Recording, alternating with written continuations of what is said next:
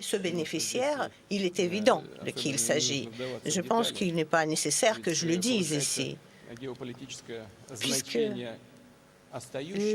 la signification géopolitique des gazoducs restants augmente. Ce sont des gazoducs qui traversent le territoire polonais, le territoire ukrainien. Bien sûr, c'est dans l'intérêt de ces pays, mais également des États-Unis qui peuvent aujourd'hui fournir leur gaz liquéfié à des prix très élevés. Donc, comme on dit chez les bons énergéticiens, highly likely.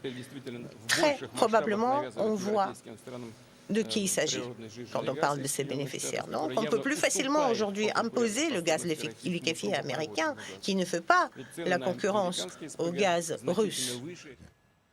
Jean-Éric Brana, tout ça de la faute des États-Unis, ce problème autour des gazoducs Nord Stream 1 et 2, il a dit clairement un acte de terrorisme international qui profite, alors il ne voulait pas les nommer, aux États-Unis. Oui, alors écoutez, on voit désormais que Poutine tombe aussi dans le complotisme. Alors ce populisme qu'il mettait en place, c'est un petit peu la même chose que de l'autre côté. Encore une fois, on va reparler de Donald Trump, mais décodons un petit peu ce qui est en train de se passer. Vladimir Poutine s'appuie sur des faits qui sont réels, qui existent et qu'on peut voir. Nord Stream a été attaqué, Nord Stream a mené du gaz russe en Europe. Les États-Unis augmentent leur production de gaz. Et puis, il suffit de lier les deux. Donc, on construit un récit. C'est la construction de ce récit qui est du complotisme. Pourquoi ? Parce que pour augmenter une production de gaz et permettre aux États-Unis d'être le premier producteur, tel que le dit Poutine, et donc de profiter du malheur des Russes, en réalité, il faut 15 ans. Ce n'est pas une affaire d'une semaine. Et d'ailleurs, les États-Unis ont engagé ces travaux il y a 15 ans pour pouvoir se placer sur la scène internationale. Alors, ils sont effectivement les premiers. Cette année, en 2022, il y a eu une augmentation de la production et de l'exportation de GNL, en particulier avec le terminal méthanier de Louisiane qui ouvre cette année et qui produit 10 millions de capacité 10 millions de tonnes supplémentaires. Ce terminal méthanier s'ajoute aux deux du Texas qui étaient déjà fortement en tension, celui de Sabine Pash et celui de l'île de Quintana.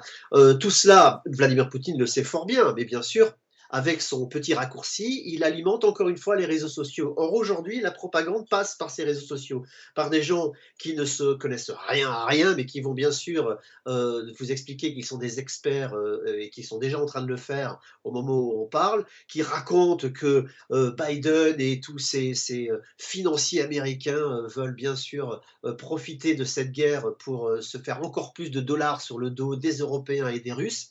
Et voilà, vous avez amorcé la pompe et tout y est. Donc, en réalité, pour résumer, il y avait déjà une situation très favorable aux Américains. J'ai publié un livre il y a un mois, c'était déjà marqué dedans, bien avant, bien sûr, l'attaque contre Nord Stream, parce que, encore une fois, ça venait de très loin, et Poutine ne fait que profiter de faits réels pour faire un habillage. Eh bien, on approche de Noël, donc hop, il vous vend son paquet de Noël qui n'a aucun fondement. Tout ça, c'est du vent. Encore une fois, on sent bien qu'il faut désormais essayer de briser l'unité entre les Européens. Orban, on en parlait tout à l'heure, sert à cela et relaie abondamment la propagande russe. Bien sûr, les autres Européens vont faire corps comme ils l'ont fait au G7 avant-hier. Il a parlé à ce moment-là de ce partenaire qui rompt les liens entre l'Europe et la Russie, donc les États-Unis, sans les nommer encore une fois. Il est dans cette théorie, comme le disait Jean-Éric Brana, de complotisme. Alors, c'est très intéressant ce qui vient d'être dit par Jean-Éric Brana, parce qu'en effet, ça pointe des éléments. Et si je devais revenir sur le discours rapidement, en 3 grands points, moi, ce que j'observe, c'est c'est la question d'abord de l'attribution. On n'attribue pas officiellement dans les discours diplomatiques, parce que attribuer reviendrait à un acte de guerre. Donc, et d'ailleurs, c'est les mêmes rhétoriques qu'on trouve souvent du côté des États-Unis, encore que leur politique d'attribution est en train de devenir un tout petit peu plus explicite. On en parlera peut-être dans le champ cyber, notamment. Donc, la formulation, ce n'est pas simplement de ne pas dire ou de dire, on tourne autour pour éviter aussi une surescalade. Ça, c'est le premier point que je note. Le deuxième point, qui a été explicité, c'est en fait très malin ce que Poutine est en train de faire. Il est en train d'injecter les nouveaux éléments du narratif russe qui vont être repris sur les réseaux sociaux. Mais une fois qu'on a dit complotisme et réseaux sociaux, on n'a pas dit grand-chose. Quelles sont les cibles? Ce sont évidemment les influenceurs et les complotistes européens, donc une partie de l'opinion publique occidentale qui va être heurtée par la crise énergétique cet hiver. Et donc en fait, il est en train d'alimenter par les premiers éléments de désinformation. Et ensuite, il le dit aussi de façon implicite, l'Afrique. Et donc, en fait, vous avez aussi cet énorme marché où il dit, vous allez produire en Europe, vous allez revendre, exporter beaucoup plus cher. Et donc, en fait, il distille déjà les premiers éléments de langage et de narratif russe qui vont être repris massivement par les réseaux sociaux. Et enfin, il fait ce qu'il fait très très bien. Il provoque. Et il provoque les États-Unis. Il les provoque d'autant plus qu'avant-hier, on a eu une petite série pas très grave de cyberattaques et que les États-Unis, typiquement pour ne pas entrer dans cette guerre informationnelle et ne pas faire résonance, n'y ont pas accordé tant d'importance que ça, notamment dans les médias. Et donc là, en fait... C'est vrai que ça n'a pas été relayé, ces cyberattaques dont vous parlez. Il y a des propos quand même qui marquent, parce que Poutine a des ennemis.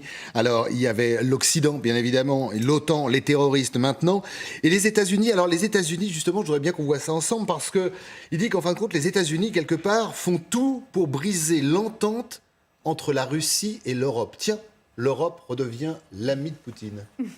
C'est étonnant.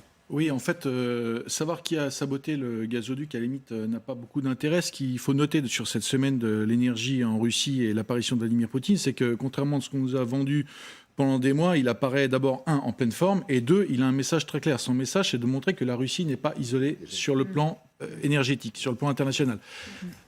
Dans ces arguments, il y a effectivement le fait que 80% des pays de la planète n'ont pas condamné l'agression russe en Ukraine. D'autre part, il faut aussi souligner que certes, il y a des sanctions sur le pétrole russe, mais que les Européens n'ont pas sanctionné les achats de gaz russe, ce qui veut dire qu'en fait, Poutine pourrait très bien décider de vendre du gaz à l'Europe, il n'y a absolument pas de sanctions. Et puis aussi, les Russes ont augmenté leur livraison de gaz et de pétrole, notamment à l'Inde et à la Chine. Ça, c'est très très important. Enfin, dernier point, il concerne l'Arabie Saoudite. Au mois de juillet, on se souvient que Biden, contrairement à ce qu'il avait dit dans sa campagne présidentielle, en stigmatisant l'État saoud et la dynastie saoud, en fait, est revenu faire amende honorable en Arabie Saoudite pour recréer des liens et isoler la Russie de l'Arabie Saoudite. Et qu'est-ce qui s'est passé il y a quelques jours? Eh bien, il y a un accord entre la Russie et les Saoudiens sur la question du pétrole. Donc, le message politique de Poutine, il est très clair. La Russie n'est pas isolée, et un message à destination des populations européennes à l'approche de l'hiver, c'est en gros, nous sommes prêts à vous vendre du pétrole et du gaz, il n'y a absolument aucun problème, ça dépend de l'indépendance, du degré d'indépendance de vos dirigeants par rapport aux États-Unis. Alors, transition toute trouvée, on va l'écouter, la balle est dans le camp de l'Union européenne, nous dit en quelque sorte Vladimir Poutine, regardez. La Russie est prête à fournir ce gaz, donc la balle est dans le camp de l'Union européenne. Si ils le souhaitent, ils peuvent ouvrir le robinet, tout simplement. Et je répète, nous ne limitons en aucune manière nos partenaires. Nous sommes prêts à fournir de l'énergie durant la période d'automne-hiver. Alors là, il faut vraiment s'y arrêter parce que c'est intéressant. En fin de compte, Vladimir Poutine vous parle tout simplement parce qu'il va faire froid. La pénurie, outre les grèves bien évidemment, et le carburant. Et là, il dit aux opinions publiques, écoutez, demandez à vos dirigeants, vous allez voir, il n'y aura pas de problème. Il dit mieux, pas de 19 degrés, tout ira bien. Il parle de partenaires.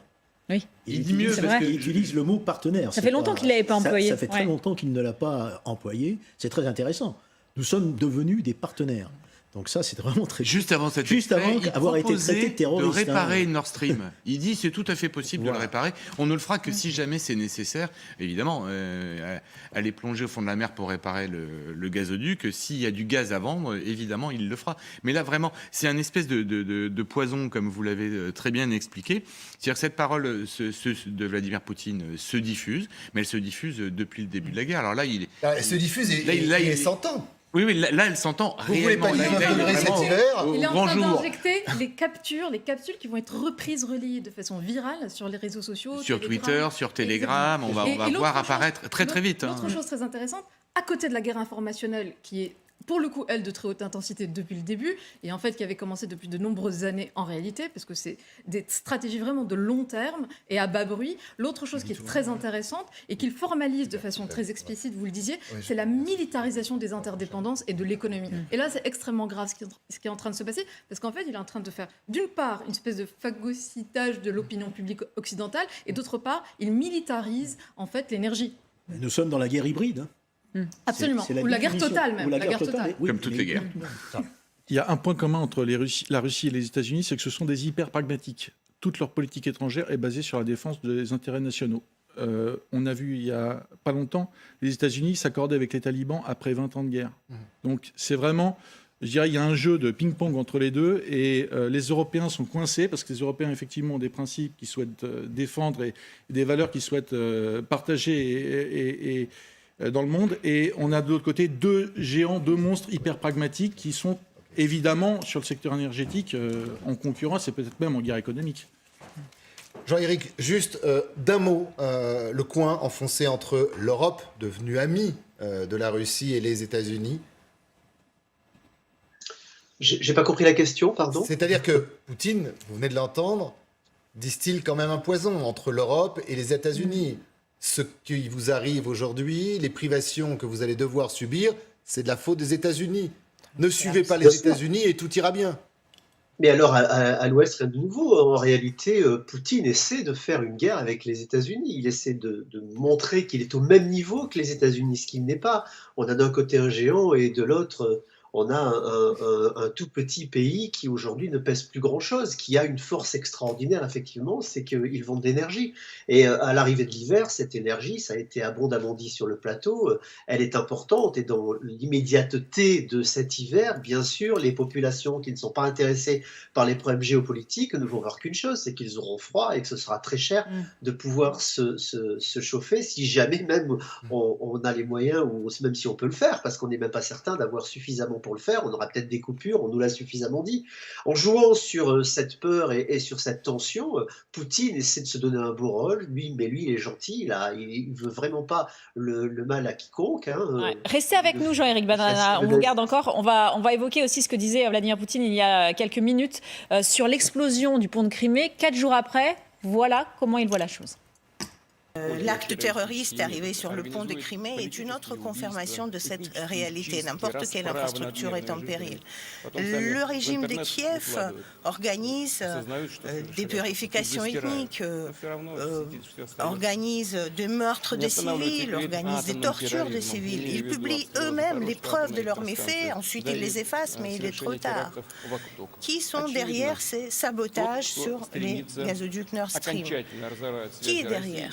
Eh bien, c'est celui qui souhaite que les liens entre la Russie et l'Union européenne soient définitivement rompus.